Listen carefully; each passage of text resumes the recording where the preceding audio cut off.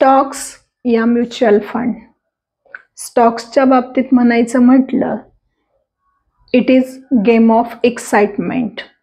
आणि जी young generation आहे किंवा जे कॉलेज स्टुडंट्स आहेत त्यात ही एक्साइटमेंट खूप बघायला मिळते. मे बी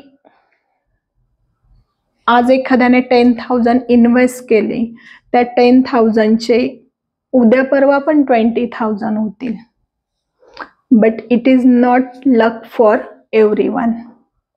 आणि ही एक्साइटमेंट नक्कीच कमी होते केव्हा, जेव्हा ते इन्व्हेस्ट केलेले 50,000 10,000 मध्ये दिसायला लागतात किंवा इन्व्हेस्ट केलेले 20,000 मायनस मध्ये दिसायला लागतात, तेव्हा ही एक्साइटमेंट नक्कीच कमी होते. आजही खूप जण आम्हाला विचारतात की कोणता स्टॉक घेऊ किंवा कोणता स्टॉक जास्त चालणार आहे. स्वतःचं एक्झाम्पल घ्यायचं म्हटलं तर आम्ही स्वतः सुद्धा 50,000चे 4,000 होताना बघितले. त्याच्यामुळे always prefer mutual fund. Mutual fund is a peaceful game. जर तुम्ही याच्यात लॉंग टर्म इन्व्हेस्टेड राहताय,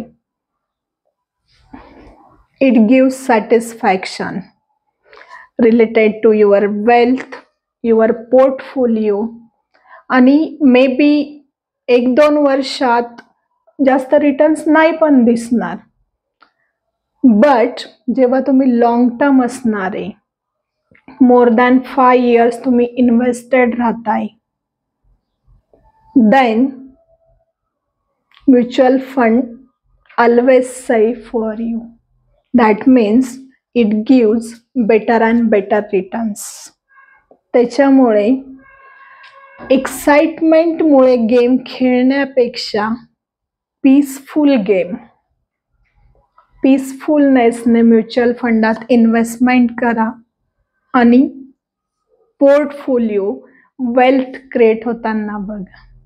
Because it is power of compounding. It becomes day by day grow and grow. Thank you.